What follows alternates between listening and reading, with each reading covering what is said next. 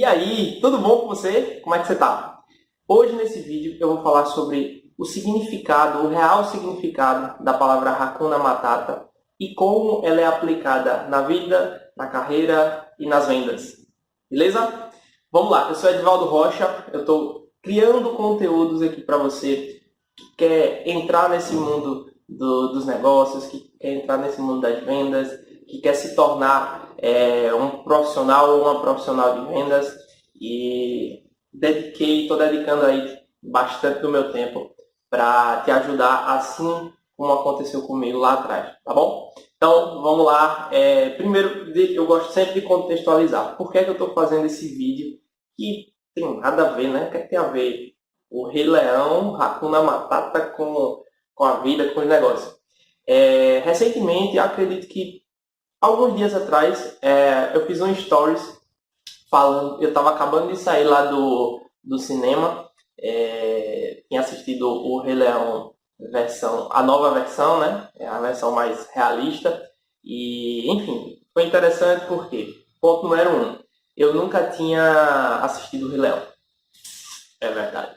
Na verdade é o seguinte, eu já tinha visto vários trechos, enfim, mas nunca tinha assistido o completo, né? Não era o tipo de filme que eu assistia quando era mais novo. Eu gostava de outros formatos. Por exemplo, assistia Chapolin e Chaves o tempo todo. Mas enfim, isso aí é outra história. E aí eu achei interessante o seguinte, que eu fui lá, minha namorada queria assistir, eu disse, vamos lá, fazer o agradá-la, né? E aí, mas foi legal, foi bem bacana. O filme ele é repleto de significado, né? Ele é repleto de lições, principalmente.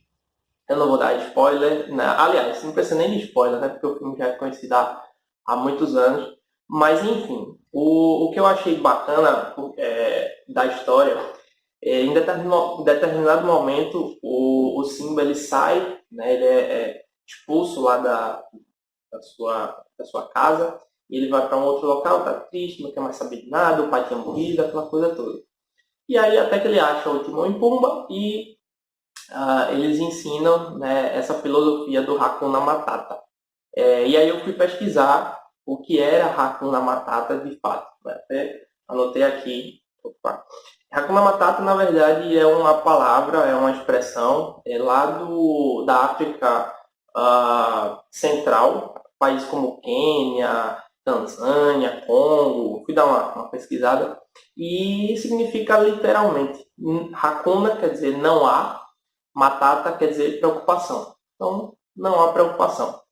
E aí, quando eles começaram a explicar lá no filme, eu disse, caramba, isso é muito legal. Isso é muito bacana porque, imagina, uma criança está assistindo ali, talvez ela nem tenha noção do que são problemas, né? A criança, o problema dela é saber qual é a próxima brincadeira no outro dia. Mas quando você aplica no nosso dia a dia, né, tanto na vida como no dia a dia mais intenso em relação a trabalho, em relação enfim, seja você, nem se você for da área de vendas, mas se você tiver uma carreira profissional, muitas vezes você vai se deparar com vários problemas e problemas que às vezes caem no seu colo, sabe? E aí, enfim, achei interessante esse ponto de você, caramba, não se preocupar com os problemas, né? Não há problemas.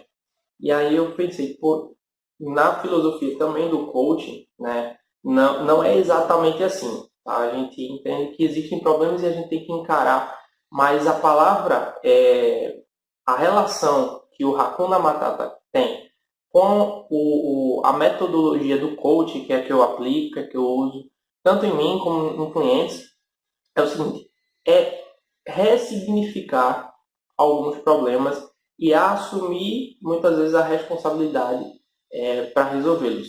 Tá? Então, é preciso ter, às vezes, muito cuidado nessa questão do Hakuna Matata, de não virar uma síndrome, por exemplo, do Zeca Pagodinho, de deixa a vida me levar, os problemas vão embora sozinhos. Tá? Mas, assim, o importante é você entender que muitos problemas, eles vão cair no teu colo e você não vai ter muito controle sobre eles. O que você vai ter controle é como você enxerga, é como você significa aquele problema na tua mente. O problema vai estar lá. O problema do Simba estava lá, nunca deixou de existir, né? Que era a culpa que ele tinha por achar que tinha matado o pai, né? Influenciado pelo tio, que era mau. Então, esse significado, você ressignificar alguns problemas, algumas situações, é a base para você conseguir ter tranquilidade mental, para você, inclusive, saber conduzir negociações. Tá? Muitas vezes o que acontece numa negociação é quando você toma uma posição, você traz para o pessoal alguma situação e você não vai conseguir chegar na melhor solução para aquele impasse, para aquela negociação. Então, muitas vezes, você precisa olhar de fora. É como se você estivesse num camarote, né? Isso é um exercício que você pode fazer. É como se você estivesse ali, mas em determinados momentos você parar e se imaginar num camarote, se olhando você naquela situação. Tá?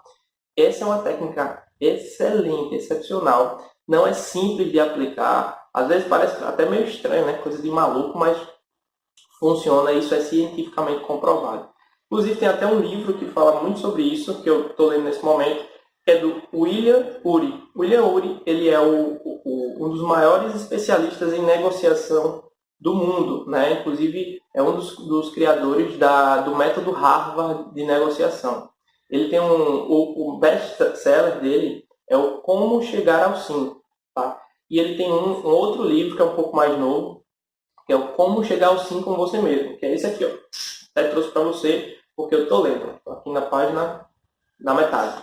Então, nesse livro aqui, ele fala justamente isso, que é a técnica que ele usa para negociar guerras civis. Ele é um profissional disso, então ele já ajudou empresários famosíssimos, já ajudou, vou dar um exemplo, né, que ele fala inclusive no livro, Abílio Diniz, né, com aquela briga que ele teve lá com o grupo francês do Carrefour. Ele já orientou, né, já participou de mediações entre guerrilhas. Ele já participou de mediações entre guerras, a guerra civil, a guerra fria na época lá dos Estados Unidos. Então assim, o cara o maior nome disso. E um dos conceitos que ele fala lá no livro é justamente esse. Se vê do camarote no momento em que você estiver numa situação de conflito, que você vai se analisar inclusive a sua postura, né, as suas decisões. Isso vai facilitar a você a superar muitas vezes um impasse que um cliente, uma situação que um cliente gerou e que você não sabe como resolver com a logística, com o seu chefe, com a empresa, um desconto, enfim. Estou tentando trazer para o mundo corporativo, tá bom? Então, é bem bacana essa ligação que o Hakuna Matata tem com esse conceito, né? E eu assim, queria deixar bem claro, mais uma vez, que essa filosofia, né, africana e que o filme trouxe para cá, ela não é de jogar a responsabilidade para as outras pessoas dos seus problemas. Tá? É muito pelo contrário. É você entender que existe problema e assumir a responsabilidade. Tem um outro livro que é muito bacana, que o nome do Hakuna Matata tem uma certa ligação com ele, que é a sutil arte de ligar o foda-se. Tá? Esse livro é muito interessante e ele tem muita relação com o conceito lá do Hakuna Matata que o filme traz. Tá bom? Então, assim, é uma espécie de Carpe Diem, né? O Hakuna Matata é o Carpe Diem aí do Ocidente, vamos dizer assim. Então é isso. Tem um ponto muito importante em relação a você utilizar esse tipo de situação, que é o seguinte: na ciência, quando nós estamos em alguma situação de impasse, a área que mais trabalha é a área esquerda do cérebro. Tá? O cérebro ele se divide em várias partes, mas basicamente em duas, na direita e na esquerda. O lado esquerdo do cérebro ele é responsável pelo julgamento, é responsável pelo raciocínio lógico. Então, ele é responsável, inclusive, pela sua segurança, vamos dizer assim, de analisar os riscos. Então, ele é uma parte muito lógica do cérebro e sem ele a gente se colocaria em situações de perigo, em situações a gente não saberia analisar exatamente, controlar riscos e tudo mais. Só que tem um problema. O lado esquerdo é o lado julgador. Tá? E no coach a gente também fala muito sobre isso, a gente estuda muito sobre isso. É o lado que muitas vezes vai gerar armadilhas para você que você não vai conseguir muitas vezes sair, né, daquele ciclo vicioso pelo qual você está passando aí, não sei se é exatamente a carreira, se você não está conseguindo evoluir na tua carreira, se você ainda está no início da carreira ali na faculdade e não sabe para onde ir, enfim. O lado esquerdo ele é responsável por esse lado. E o lado direito do cérebro é responsável pelas conexões, é responsável pela parte mais emocional. E aí é onde gera esse embate, vamos dizer assim, interno na nossa mente. O próprio William Ury, ele fala nesse livro aqui, que quando nós conseguimos sair naquele camarote que ele fala, né, que é um momento onde você está pensando na situação, mas pensando como se fosse fora de você, tá? Analisando externamente as suas próprias atitudes. E nesse momento é quando o lado direito do cérebro está mais em ação. Tá? É quando você consegue se conectar com o lado direito do cérebro. Tá bom? Então, aí, Edivaldo, eu tenho que saber que o lado esquerdo é isso, o lado direito é aquilo. Não, eu só estou te explicando aqui, cientificamente, por que é que muitas vezes nós tomamos determinada decisão para uma situação, determinada para outra, e muitas vezes a gente não sabe de onde vem, né, o medo, a gente não sabe de onde vem aquela atitude que a gente toma automaticamente. Tá bom? Então, quando você se conhece, né, o autoconhecimento é o primeiro ponto para a sua evolução. Tá? Tem dois pontos básicos das pessoas de alta performance, pessoas que se conhecem, pessoas que estão em patamares que talvez você quer alcançar aí da vida, da carreira, das vendas, que é o seguinte. O primeiro ponto é autoconhecimento. Tá? Mesmo antes de se autorresponsabilizar, porque autorresponsabilizar pode gerar um outro efeito, que é o de se culpar, de sentir pena de si mesmo. Tá? E é diferente. Autoconhecimento é quando você sabe que determinada situação gera um gatilho em você, que você tem determinados conceitos em relação a uma pessoa ou a alguma situação. E isso, quando a gente está falando de vendas, negociação, isso é importantíssimo. Porque você vai saber exatamente como agir com determinados perfis de clientes, determinados perfis de pessoas, né? Clientes são pessoas. E aí você vai conseguir adaptar, né? Você vai conseguir identificar como se conectar com aquela pessoa para chegar em um acordo, para chegar em uma decisão, ou talvez entender que não é o melhor momento. Nem sempre a venda ela vai se concretizar por qualquer motivo, né, em qualquer situação. Muitas vezes é melhor você dar um passo para trás para dar dois para frente. Então, o autoconhecimento é o primeiro ponto, tá? O conhecimento sempre. Após você ter esse exercício de autoconhecimento que a gente pode trabalhar aqui nesses vídeos, inclusive me fala aí, se é um assunto que você quer que eu traga, se é mais específico em relação a parte do coach, a parte do autoconhecimento, psicologia. Eu não sou psicólogo, mas a gente estuda um pouco sobre isso. Me fala aqui nos comentários, me fala se é isso que você quer, ou se você quer algo mais prático do dia a dia, de ferramentas e tudo mais, tá bom? Aí você vai me balizando se eu vou mais para o lado emocional, o lado mais científico da coisa, do cérebro, ou se quer algo mais prático para o dia a dia de vendas, beleza? Então, o segundo ponto, voltando aqui, é a autorresponsabilidade. Tá? A autorresponsabilidade é quando você já se conhece, você já entende como é o teu perfil comportamental, como você funciona ali no dia a dia, respondendo as situações, e aí você vai trazer a responsabilidade de alcançar um objetivo, de alcançar uma meta, de alcançar um acordo, de alcançar alguma coisa pelas suas atitudes. É muito fácil, é muito comum da gente responsabilizar as outras pessoas. Isso eu não estou falando da boca para fora, não. Eu estou falando que é difícil, porque comigo muitas vezes é difícil. É um exercício diário, não é de um dia para o outro que você vai conseguir trazer mais para si a responsabilidade pelos seus resultados do que jogar nos outros. Por exemplo, vou dar um exemplo prático que de vez ou outra acontece. Em empresas, existem departamentos diferentes. Em vendas, né, nas empresas existem departamentos. E um deles é vendas, o outro muitas vezes é marketing, o outro é logística, o outro é produção, entrega, enfim, se for produto e serviço vai variar muito.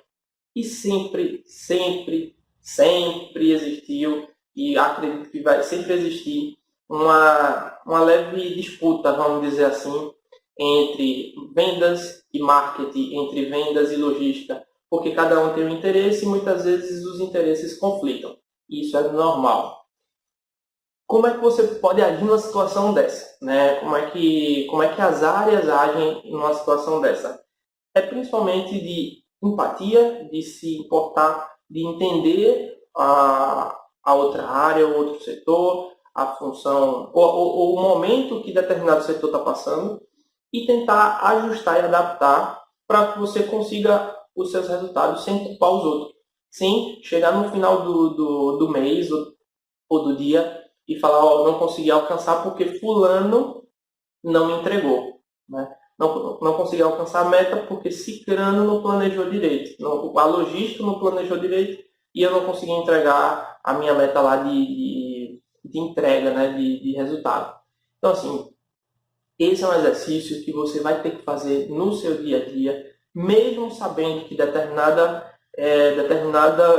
setor ele não vai conseguir te ajudar, e você vai ter que pensar, o que é que eu preciso fazer, quais são as alternativas, sair da caixa, né? Sair do problema e se colocar por cima para buscar alternativas, sempre ter alternativas. Né? Quem é de vendas, na vida você precisa ter alternativas, e em vendas você é praticamente obrigado a ter sempre alternativas ali para seguir por um caminho ou seguir por outro, tá bom?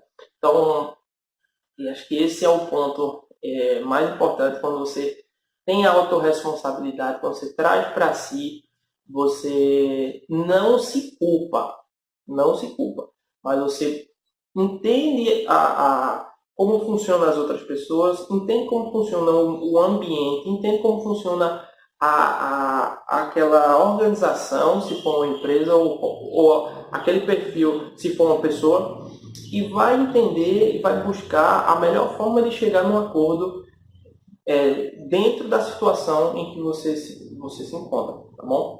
Então, assim, em resumo, era isso que eu queria falar sobre o Hakuna Matata no mundo dos negócios, no mundo das vendas e principalmente na carreira, né? Se você quer ter uma carreira de vendedor de sucesso, um vendedor, ter orgulho de ser vendedor, né? Ser vendedor com orgulho, você precisa entender esses conceitos, tá bom? Então era isso, esse vídeo que eu queria fazer para você, que agradeço demais por estar até aqui, né, nesse vídeo.